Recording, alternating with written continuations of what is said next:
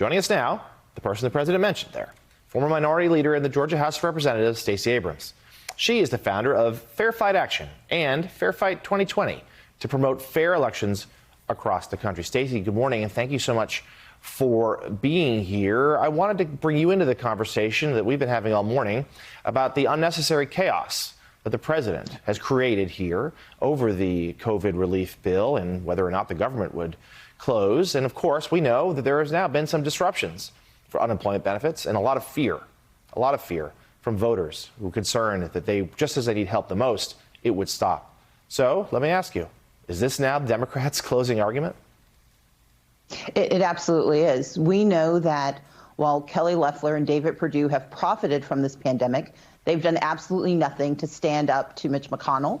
They've done nothing to demand access to these resources for families. We have 161,000 Georgians who face eviction now. We have more than 4.1 million job losses that have been claimed. We have 25% of our small businesses that were in operation in 2019 have shut down permanently in 2020. And sadly, our two U.S. senators have done nothing but cater to, kowtow, and unfortunately undermine getting relief to Georgians and to Americans.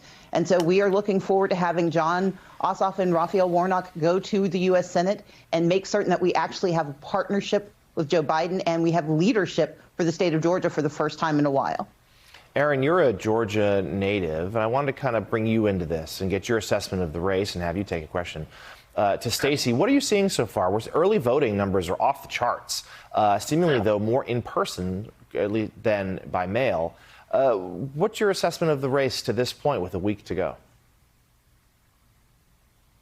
Well, that the pandemic is absolutely political, and it is factoring into what is happening down in Georgia. You had David Perdue and Kelly Loeffler both voting for the legislation, the pandemic relief that the president was, very critical of. When he was down in Valdosta, to your point in that clip that you showed, he was continuing to rail about voter fraud, even as he was asking Republicans to participate in the election. And so, I don't know how helpful, he is going to be here coming down on election eve to maybe make the case half-heartedly for Republicans to vote for Loeffler and Perdue, but also maybe continuing to kind of keep the focus on himself and the election that he feels like was stolen from him. But, I think, Democrats certainly seem to have a lot of energy and enthusiasm, are voting even as the pandemic from both an economic and public health standpoint is continuing to rage in places like my home state.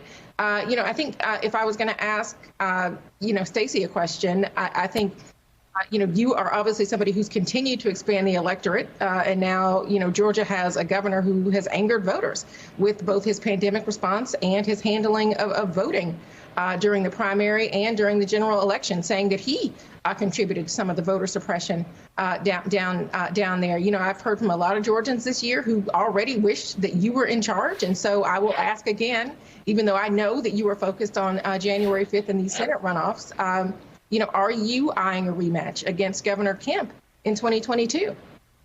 What I'm focused on, as you very well understand, is making certain that we have a state to protect.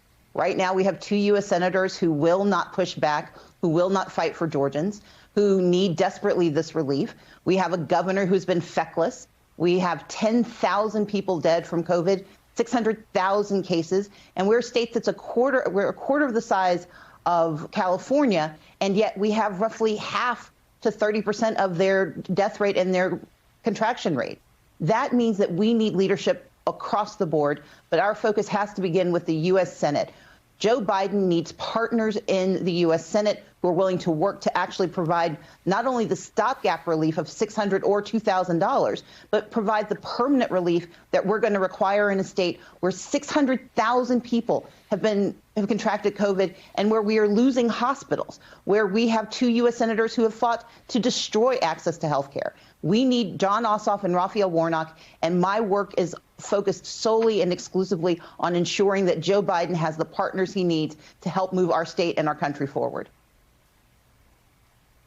Ms. Abrams, Casey Hunt here. I want to keep the focus on these Senate runoffs as you want to. I think a lot of us who are watching this race from farther away than we wish, partly because of the coronavirus pandemic limiting travel so much. But this is really unprecedented. We've never had, a pair of runoff elections set to determine control of the Senate in the middle of a holiday period. And I think there's a lot of reckoning with, OK, what is actually going to happen here? And a lot of people don't trust the polls because of what we saw happen again in 2020. But the reality is that in Georgia specifically, both of the Senate committees going in had polling numbers that basically bore out. It was basically correct. They accurately calculated that Joe Biden was going to win the state and by how much. But we do have a lot less information here. I know you're someone, though, who knows the state really well, who sees all of that data, who has been working with a lot of that data, and who probably has a better sense than all of the rest of us of how this is actually going to play out. So I'm curious, are you confident that Democrats will win these elections? Or do you think we may be in a scenario where it's so close that we're counting votes for weeks? Or do you think we're going to see 2 Republicans reelected? I think it's going to be a very narrow decision. We have more than 2 million ballots have already been cast in this race. We're just heading into the 3rd week of early voting. We have 1.3 million people who voted in person. We have 700,000 absentee ballots that have already been returned, with hundreds of thousands more that can still be returned, including my own. I'm turning mine in today. We are doing the hard work of reaching voters who did not participate in the November election. 65,000 Georgians who did not vote in November are voting in this election. And we know that they are disproportionately between the ages of 18 and 29, and they're disproportionately people of color.